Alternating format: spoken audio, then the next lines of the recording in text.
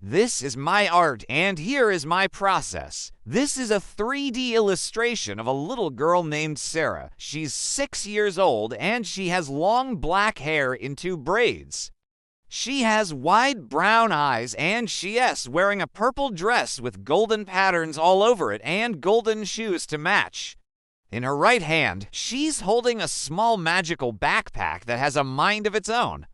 And beside her is her best friend, Fofo, a small white cat with blue eyes peeking out from behind the bushes. And Fofo is also wearing a tiny purple wizard hat.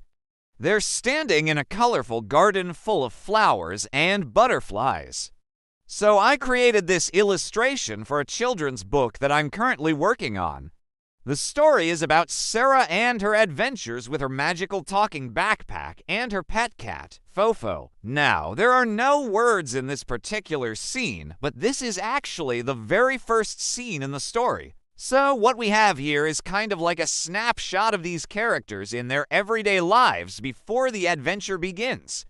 So let's talk a bit about the environment and the mood that I wanted to go for. So I wanted to show these characters in their everyday lives before the adventure begins. So for this scene, I chose to set it in Sarah's backyard. It's just a normal day and she's playing in her garden. It's a beautiful sunny day. There are butterflies everywhere. There are flowers blooming. There's a nice breeze blowing through, and it's just a really peaceful, calm, quiet atmosphere. I wanted to convey that feeling of peacefulness and tranquility by including elements such as the butterflies and the flowers and the overall lighting and color palette that I chose. Okay, so let's get into the details. So let's start off with Sarah. So obviously, she's the main character in this story. So it's important that we establish what she looks like, right? So she's a little girl who's 6 years old. She has long black hair. Her hair is always in 2 braids. She has brown eyes. For her outfit, I chose to dress her in a purple dress because purple is her favorite color. And I think it also fits really well with the magical, whimsical tone of this story. And then I also gave her golden shoes to match the gold accents in the dress. And then, of course, she's also wearing her magical backpack. The backpack is a very important element in this story because it's not just an ordinary backpack. It is actually a sentient magical being that can talk and has a mind of its own, and it becomes Sarah's best friend and companion throughout this story. Okay, now let's take a look at Toto. So Toto is Sarah's pet cat. He's a small white cat with blue eyes. So I gave him blue eyes because I thought it would be cute and also because it contrasts nicely with his white fur. And he's also wearing a tiny little purple wizard hat. So I thought it would be funny and also kind of establish a connection between Toto and the backpack since they both wear purple hats.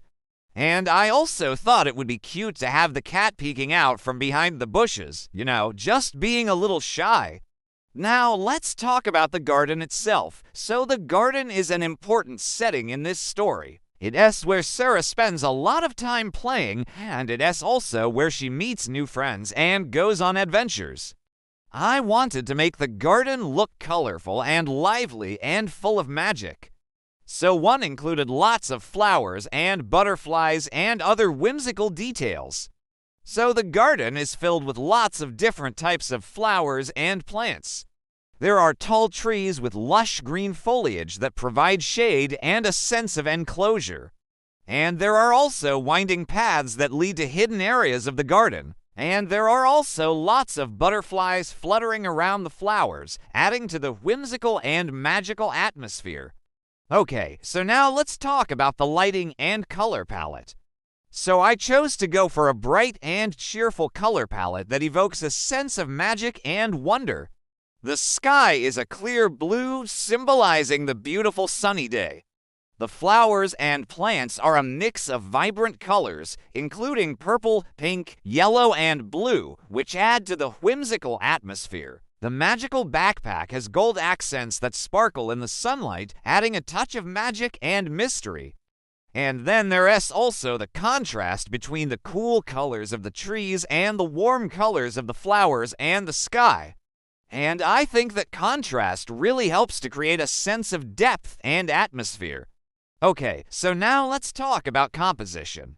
So I chose to use a wide-angle lens to capture the entire garden and the surrounding environment. This helps to establish the setting and create a sense of place.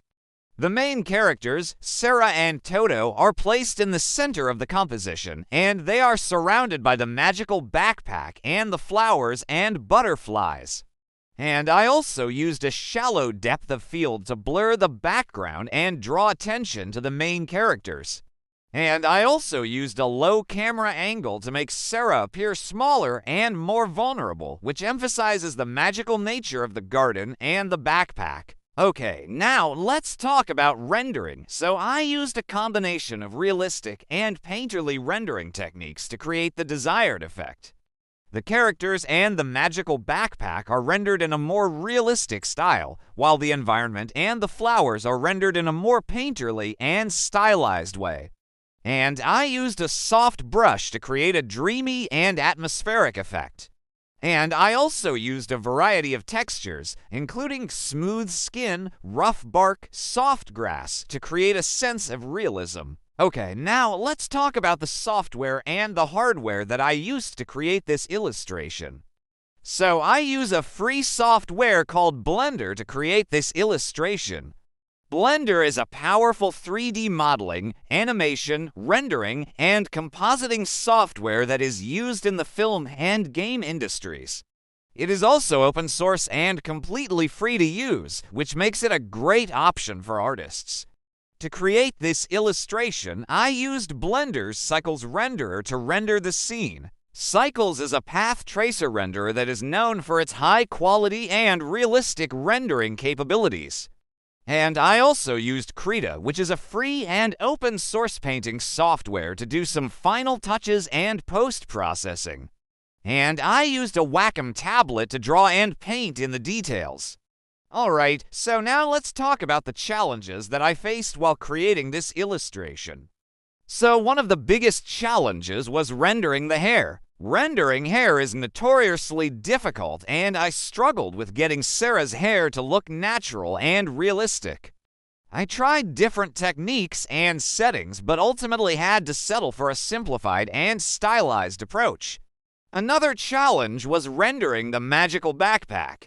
I wanted to create a sense of magic and mystery around the backpack, but it was difficult to achieve the desired effect without making it look too cartoonish or over the top.